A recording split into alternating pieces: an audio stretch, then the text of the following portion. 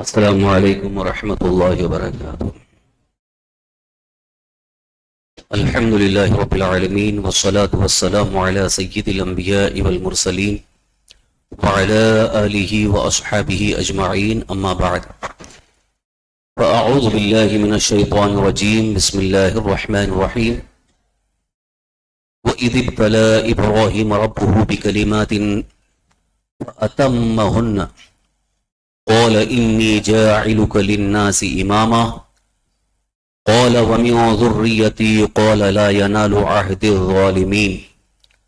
صدق اللہ مولانا العظیم۔ حصول برکت کے لیے ایک مرتبہ درود شریف پڑھ لیں۔ اللهم صل وسلم على سيدنا مولانا محمد معن الجود والكرم وعلى آله وأصحابه وبارك وسلم صلاة وسلاما عليك يا رسول الله صلى الله تعالى عليه وسلم۔ قرآن کریم کی تفسیر کا جو سلسلہ یہ ہر ہفتہ جو ہمارا جاری تھا پہلے سے، اور الحمدللہ رمضان المبارک کی مبارک ساعتوں میں فجر کی نماز کے بعد یہ سلسلہ چلتا رہا، اور 20 رمضان المبارک کے بعد یعنی تقریباً 21 رمضان شریف تک تو سلسلہ جاری رہا، اس کے بعد یہ سلسلہ رک گیا تھا، اب پھر اس کو کنٹینیو کیا جا رہا ہے۔ تو ابھی تک جو پہلے پیرے کی سورہ بقرہ کی جن آیات کی آپ نے تفسیر سماعت فرمائی، ابھی جو میں نے آیت کریمہ پڑھی ہے سورہ بقرہ کی آیت، وَإِذِ ابْتَلَى إِبْرَاهِيمَ رَبُّهُ بِكَلِمَاتٍ فَأَتَمَّهُنَّ قَالَ إِنِّي جَاعِلُكَ لِلنَّاسِ إِمَامًا قَالَ وَمِنْ ذُرِّيَّتِي قَالَ لَا يَنَالُ عَهْدِ الظَّالِمِينَ۔ یوں تو بڑی مختصر تفسیر اس کی بیان ہو چکی ہے، لہذا اسی کے حوالے سے آج کچھ چیزیں جو رہ گئی تھی اس کو دوسرے انداز میں پیش کرنے کی سعادت حاصل کر رہا ہوں۔ پہلی یہ چیز اپنے ذہن میں رکھیں، قرآن کریم کی تفسیر کے متعلق بہت سارے لوگوں کو ابھی تک پوری طرح سے علم نہیں ہے کہ تفسیر کیا چیز ہے، تفسیر قرآن کسے کہتے ہیں۔ ایک ہوتا ہے ترجمہ اور ایک ہے تفسیر۔ ترجمہ جو قرآن پاک کے الفاظ ہیں اس کا ٹرانسلیشن جو ہے اسی کو ترجمہ کہا جاتا ہے۔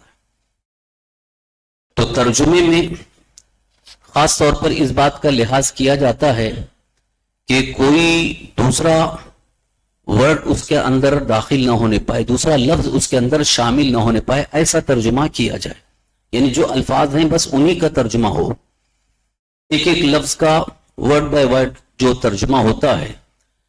لیکن تفسیر میں تفصیل ہوتی ہے، ڈیٹیل ہوتی ہے۔ تفسیر کے اندر یعنی جو آپ کو قرآن کریم کا ترجمہ سنایا گیا، بتایا گیا، اب اس پوری آیت کا پورا مضمون کیا ہے، اس کا خلاصہ کیا ہے، اور اس میں کیا پیغام دیا گیا ہے، اس کے اندر کون سا مسئلہ بیان کیا گیا ہے، یہ چیزیں تفسیر کے اندر آتی ہیں۔ اور جب تک قرآن کریم کی آیت کی پوری تفسیر سامنے نہ ہو اس وقت تک پوری طرح سے مفہوم کھل کر کے ظاہر نہیں ہوتا ہے۔ اگر کہیں پر صرف اور صرف ترجمہ ہی آپ کو بتا دیا جائے، ترجمہ ہی سنا دیا جائے، تو اس آیت کا پورا مفہوم سمجھ میں نہیں آتا ہے، اس کے لیے تفسیر ضروری ہوتی ہے۔ اب تفسیر کیسے کی جائے، اس کے لیے کیا اصول ہیں، ان میں سے ایک اصول آپ ذہن میں رکھیے، جو مفسرین کرام نے تفسیریں بیان کی ہیں اپنی رائے سے، اپنی عقل سے نہیں۔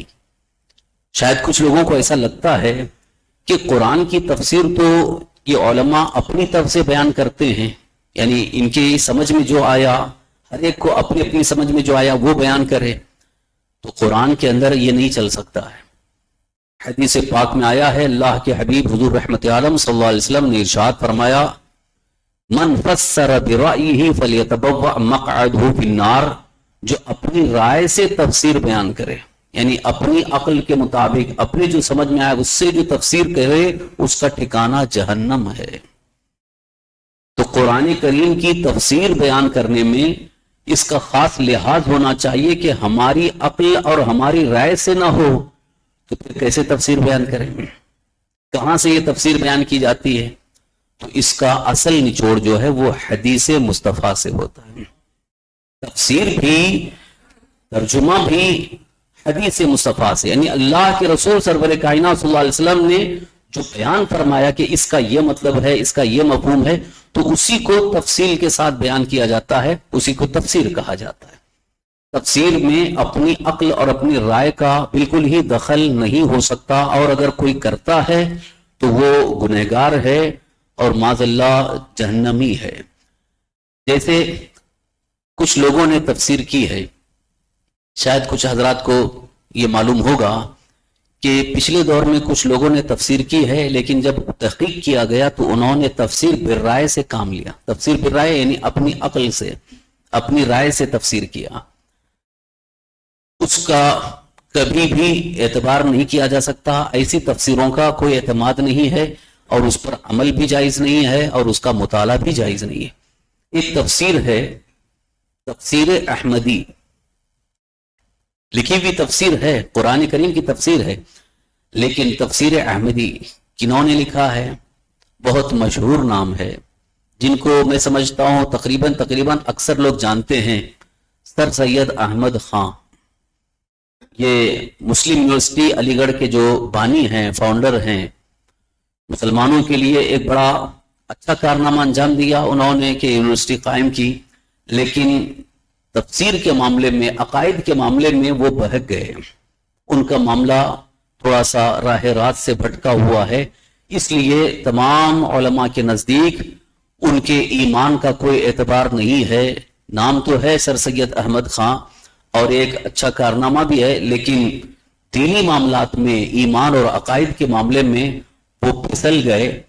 ان کی تفسیر میں یہ لکھا ہوا ہے کہ جہاں جہاں جنت کا ذکر آیا ہے قرآن پاک میں، جیسے اعدت للمتقین، جنت تیار ہو چکی ہے، جنت کے بارے میں ذکر ہے، اور جہنم کا بھی ذکر ہے، تو وہ تفسیر میں یہ لکھتے ہیں کہ جنت کا مطلب ہے کہ جنت کوئی ایسی تیار شدہ چیز نہیں ہے، بس ایک دل بہلانے کے لیے ہم کو بتایا گیا ہے کہ آپ کو جو ہے جنت دی جائے گی.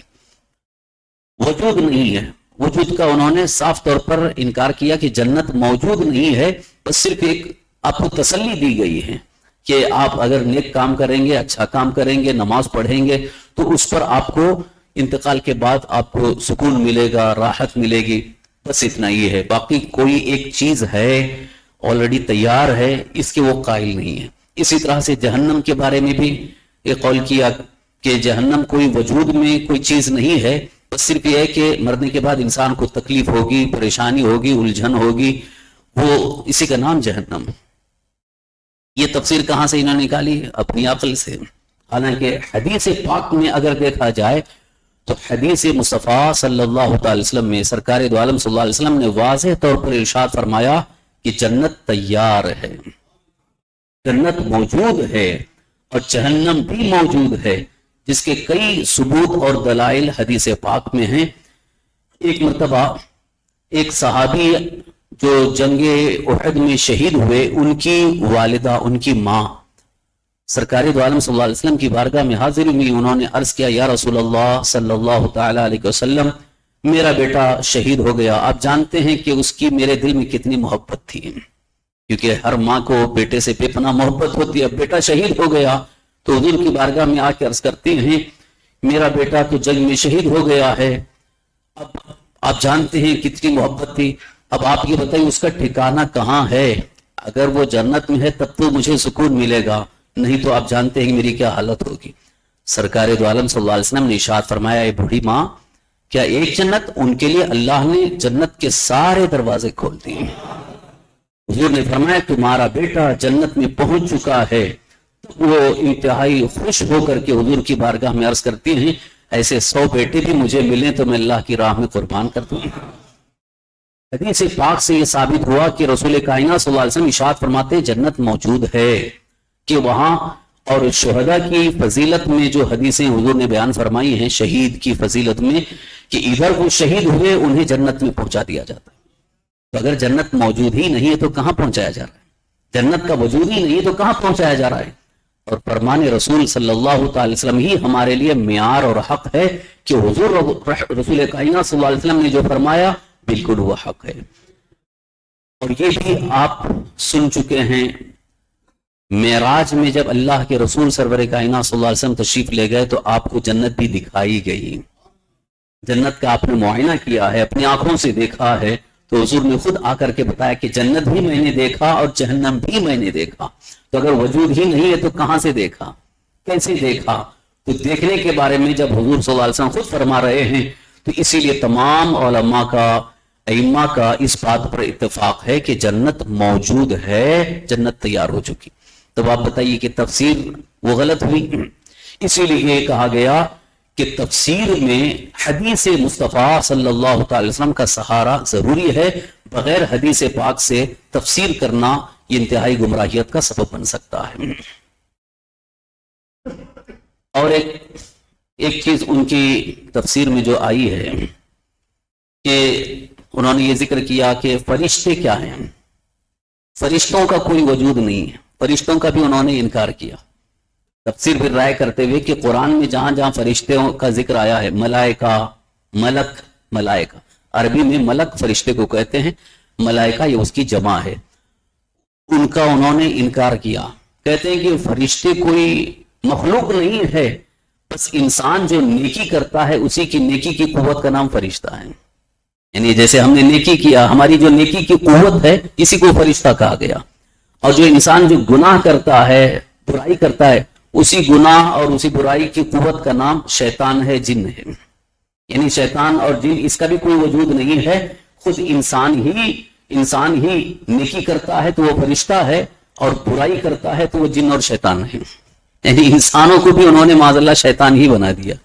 تو یہ تفسیر بالرائے کا محصل یہ ہے. اس لیے میں نے عرض کیا کہ تفسیر قرآن کے اندر خاص طور پر جن لوگوں نے تفسیر بالرائے سے کام لیا، اپنی عقل اور رائے سے کام لیا، وہ گمراہ ہو گئے، راہ راست سے بھٹک گئے.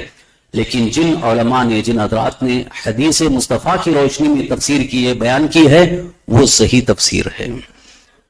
تو الحمدللہ ہم جو آپ کے سامنے تفسیر پیش کر رہے ہیں، یہ جو معتبر تفسیریں ہیں جن پر تمام علماء کا اعتماد ہے، اتفاق ہے کہ ہاں یہ معتبر ہے، انہی تفسیروں کو سامنے رکھ کر کے اس کا خلاصہ پیش کیا جا رہا ہے. حضرت عبداللہ ابن عباس رضی اللہ عنہ جو حضور صلی اللہ علیہ وسلم کے صحابی بھی ہیں اور چچا کے بیٹے بھی ہیں. حضرت عبداللہ بن عباس صحابہ میں سے ہیں، صحابی ہیں، اور حضور صلی اللہ علیہ وسلم کے چچا حضرت عباس رضی اللہ عنہ کے بیٹے ہیں. اللہ کے رسول سرور کائنات صلی اللہ علیہ وسلم کے صحابہ میں تفسیر قرآن میں سب سے زیادہ مہارت ان کو حاصل تھی. تفسیر بیان کرنے میں، قرآن کریم کی تفسیر بیان کرنے میں سب سے زیادہ مہارت حضرت عبداللہ ابن عباس کو تھی. اسی لیے آپ کو سید المفسرین کا لقب ملا. سید المفسرین کا مطلب تمام مفسروں کے سردار، تمام مفسر یعنی تفسیر بیان کرنے والوں میں سب سے اونچا مقام. حضرت عبداللہ ابن عباس رضی اللہ عنہما سے جب پوچھا گیا کہ آپ تفسیر کیسے کرتے ہیں تو آپ نے خود یہی فرمایا کہ حضور اکرم صلی اللہ تعالی وسلم سے جو مجھے علم اور روشنی ملی ہے اسی سے میں تفسیر بیان کرتا ہوں. اور تفسیر قرآن میں آپ کو اتنا علم حاصل تھا، اتنی مہارت حاصل تھی کہ آپ فرماتے ہیں کہ اگر میرے اونٹ کی رسی بھی اگر کہیں گم ہو جائے تو میں قرآن سے تلاش کر لوں گا، قرآن سے میں تلاش کر لوں گا. یعنی قرآن کا علم اتنا تھا آپ کو. یہ کیسے حاصل ہوا؟ اب اس کی دلیل سنیے. اللہ کے حبیب حضور رحمت عالم صلی اللہ علیہ وسلم کی بارگاہ میں جب ان کو پیش کیا گیا تھا، ان کی والدہ یعنی حضرت عبداللہ ابن عباس کی والدہ تو حضور صلی اللہ علیہ وسلم کی چچی ہیں، تو وہ یہ بچے تھے حضور کی بارگاہ میں لائے تو حضور نے ان کو گود میں لیا اور ان کے لیے خاص دعا فرمائی، اللہم علمہ الکتاب، اللہ ان کو کتاب اللہ کا علم عطا فرما. حضرت عبداللہ ابن عباس فرماتے ہیں کہ میرے آقا رسول اعظم صلی اللہ تعالی وسلم کی دعا کی برکت سے اللہ نے مجھے قرآن کا علم عطا فرمایا. قرآن کی تفسیر، قرآن پاک کے سارے علوم حضرت عبداللہ ابن عباس رضی اللہ عنہ کو حاصل تھے. لہذا انہی کی بیان کردہ تفسیروں کی روشنی میں آج وہ تفسیریں ہمارے سامنے آتی ہیں. لہذا تفسیر قرآن کے حوالے سے صرف ایک اہم پیغام، یہ اہم بات عرض کرنا چاہوں گا کہ اتنا یاد رکھیں کیونکہ آج کل سب سے بڑا المیہ یہ ہو گیا ہے کہ ہماری محفلوں میں بہت کم لوگ آتے ہیں. تفسیر قرآن، درس قرآن محفل میں بہت کم آتے ہیں. ابھی اگر اندازہ لگا لیں تو مشکل سے 100-200. لیکن عالمی پیمانے پر آل ورلڈ اگر دیکھا جائے مسلمانوں کی تعداد میں زیادہ تر انٹرنیٹ پر، ویب سائٹ پر، یوٹیوب پر، جو آج الیکٹرانک میڈیا ہے اس کے ذریعے لوگ علم دین یا تفسیر قرآن سیکھنا چاہتے ہیں. آج بھی بہت سارے انٹرنیٹ سے یا گوگل پہ جا کے قرآن کریم کی تفسیر دیکھتے ہیں. تو یہاں پر میں آپ کو یہ مشورہ دوں گا اور نصیحت بھی کروں گا کہ اگر آپ انٹرنیٹ پر دیکھ رہے ہیں، ویب سائٹ کے ذریعے قرآن کریم کی کسی آیت کی تفسیر دیکھنا چاہتے ہیں، تو پہلے یہ آپ دیکھیں کہ تفسیر کس کی ہے، تفسیر کس نے بیان کی ہے. کیونکہ اس میں تو سب ڈال دیا گیا، لوڈ کر دیا گیا، اپلوڈ کر دیا گیا ہے. یہ بھی تفسیر ہے، وہ بھی تفسیر ہے، کئی لوگوں کی تفسیریں ہیں. لیکن اب آپ کو پہچاننا مشکل ہوگا کہ یہ کس کی تفسیر معتبر ہے، کس کی تفسیر معتبر نہیں ہے. تو اس کے لیے ایک بہت بڑا خطرہ لاحق ہو گیا ہے، اور دینی معاملات میں گمراہیت کا بہت زیادہ امکان ہے. کسی کی بھی تفسیر پڑھنے کی وجہ سے، جیسے ابھی میں نے مثال دی تفسیر احمدی کی، نام بڑا اچھا ہے تفسیر احمدی، احمد خان انہوں نے اپنی طرف منسوب کر کے تفسیر احمدی لکھا ہے. لیکن اس کے اندر یہ چیزیں ہیں. ابھی 2 مثالیں میں نے دی، اب یہ اور کتنے معاملات میں اس طرح کی غلطیاں ہیں. تو ہر تفسیر قابل اعتماد نہیں ہے. وہ تفسیر جو حدیث مصطفیٰ صلی اللہ علیہ وسلم کی روشنی میں صحابہ اکرام، تابعین، تبع تابعین، معتبر علماء کے نزدیک جو اعتبار کیا گیا ہے، اعتماد کیا گیا ہے، وہی تفسیر قابل اعتماد ہے. اور اس کے ذریعے آپ کو اگر صحیح معنی اور مفہوم ملتا ہے تو اسی کو اخذ کریں، اس پر عمل کریں.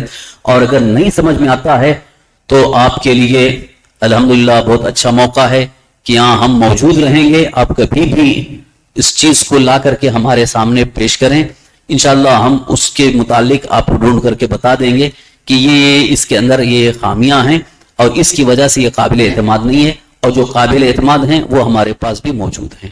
ان تمام تفسیروں کو ہم نے جو کتابیں ہیں تفسیر کی وہ بھی ہمارے پاس موجود ہیں.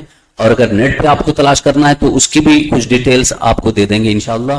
اس کے ذریعے آپ کو معلومات میں حاصل کرنے میں آسانی ہو جائے گی. خاص طور پر جو ہمارا پڑھا لکھا طبقہ ہے، نوجوان طبقہ ہے، ان کو زیادہ تر توجہ جو ہے وہ اسی انٹرنیٹ اور ویب سائٹ کی طرف ہے. اس لیے میں نے یہ بات عرض کی ہے. باقی انشاءاللہ جو تفسیر قرآن ہم آپ کے سامنے پیش کر رہے ہیں، اگر کسی کو اس سلسلے میں کوئی شک شبہ یا کوئی سوال ہو تو کبھی بھی آ کر کے اس سلسلے میں ہم سے رابطہ کریں اور سوال کریں. انشاءاللہ اس کے متعلق سارے ثبوت و شواہد کے ساتھ آپ کے سامنے پیش کیا جائے گا. آج کے لیے میں سمجھتا ہوں کہ کافی لمبے عرصے اور وقفے کے بعد یہ درس ہمارا شروع ہوا ہے. آج بس اتنا ہی مختصر درس رہے گا. انشاءاللہ پھر اگلے درس سے تفصیل کے ساتھ جو قرآنی آیات جہاں تک ہم نے تفسیر بیان کیا تھا اس کے آگے سے تفسیر کا سلسلہ شروع ہوگا. اور کل انشاءاللہ حدیث بخاری شریف کا ایک مختصر درس ہوگا جو بہت ہی اہم ہے، اور چند میراث کے اہم مسائل بھی بیان کیے جائیں گے. اللہ تعالیٰ کی بارگاہ میں دعا، اللہ تعالیٰ ہم سب کو قرآن مقدس اللہ کے کلام کو صحیح طریقے سے پڑھنے، سمجھنے اور اس پر عمل کرنے کی توفیق عطا فرمائے. یا الہ العالمین یا رحم الرحمین، اپنے حبیب صلی اللہ تعالی وسلم کے صدقے طفیل قرآن کریم کی برکتیں عطا فرما. یا اللہ قرآن کریم کے صدقے میں ہماری تمام پریشانیاں دور فرما، تمام مشکلات آسان فرما، تمام مصیبتوں کو دور فرما. یا اللہ تمام بیماریوں سے ہمیں محفوظ فرما، ہمیں، ہماری اولاد کو، ہمارے بچوں کو، گھر والوں کو، تمام مسلمانوں کو یا اللہ ہر بیماری سے محفوظ فرما، تمام وباؤں سے، آفات و بلیات سے محفوظ فرما، جن شیاطین سحرہ سے تمام آفتوں اور بلاؤں سے محفوظ فرما. یا اللہ یا رحمان الرحیم، ہم میں جو بھی بیمار ہیں ان سب کو شفائے کاملہ عاجلہ، صحت و عافیت و تندرستی عطا فرما. سب کی روزی میں، روزگار میں، عمر میں برکتیں عطا فرما. یا اللہ جلد سے جلد مساجد کے دروازے کھلنے کے اسباب پیدا فرما، یہ ساری رکاوٹیں دور فرما. یا اللہ ہمیں دین پاک پر عمل کرنے اور اس کی خدمت کرنے کا بھرپور جذبہ عطا فرما. ایمان پر زندہ رکھ، ایمانی پر خاتمہ نصیب فرما. ربنا تقبل منا انك انت السميع العليم وتب علينا انك انت التواب الرحيم. وصلی اللہ تعالی علی خیر خلقہ سیدنا مولانا محمد وعلی آلہ وصحبہ اجمعین برحمتک یا ارحم الراحمین. السلام علیکم ورحمۃ اللہ وبرکاتہ.